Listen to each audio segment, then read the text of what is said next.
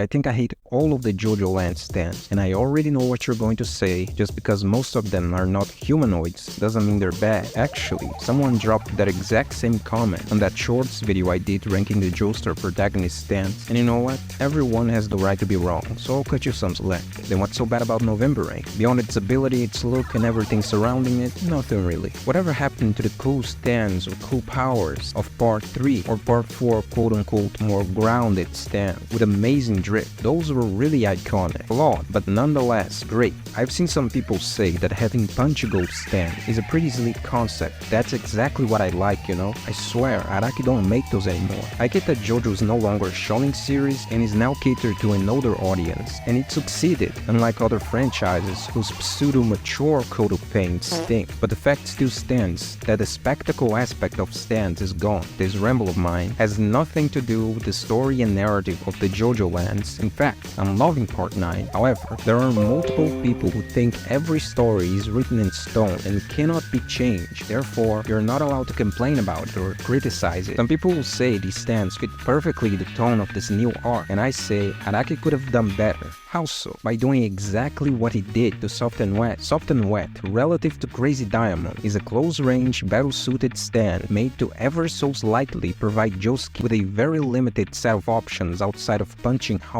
Only now, it has the bubbles instead of the restoration. New, but still retains parallels with Crazy Diamond, while November Rain can make it so that it rains heavy. I find that kinda whatever. I wanted something reminiscent of Gold Experience. Design-wise, Soft and Wet is as close as you can get to perfection. That heart-shaped, blue-colored sailor aesthetic is so recognizable, it's just awesome and iconic. When your JoJoland's animated, if we don't die of old age by then, Soft and Wet will be the second coming of the Super Saiyan. I'm telling you. In contrast, JoJo stands a bunch of spider-like branches for legs with some leaves on it. That may not mean anything to you. This is completely subjective. Leave a comment if you disagree.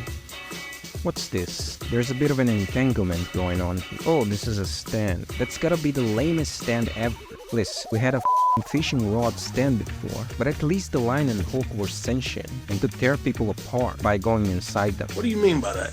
And there's the Mate Kudasai. What can I say? D was wrong. The weakest stand is not Survivor. Then Mate Kudasai has the most useless power you could ever ask for. I mean, this damn thing doesn't even obey its own user. What is even the point of having a stand like this, if you're going to need another person's brain to use it in the first place? And it's not like you can morph Usagi into a vampire or a dinosaur or anything like that. I'm not saying it couldn't make for some interesting conundrums, where the user needed the stand to urgently turn into something and hasn't anyone beside her. But that's not the point of this video. We're here to talk about lame-ass stands.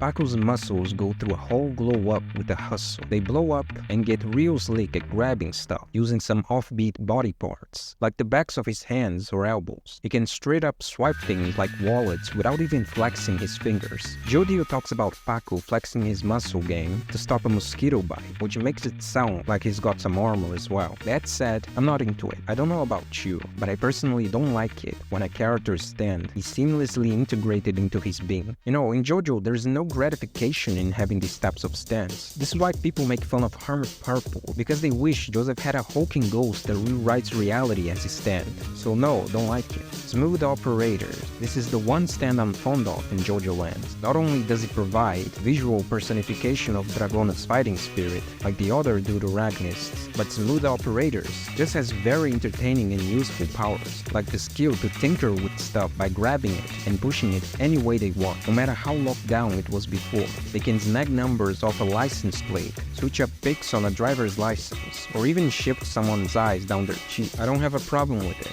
I hope that in the future, JoJo's awareness of the existence of what he calls mechanisms, which are the general principles that one should follow and can exploit and gain an advantage, turn out to be a concept to evolve his stand and etc., like the spin for example. That would mitigate the distaste I share for this stand.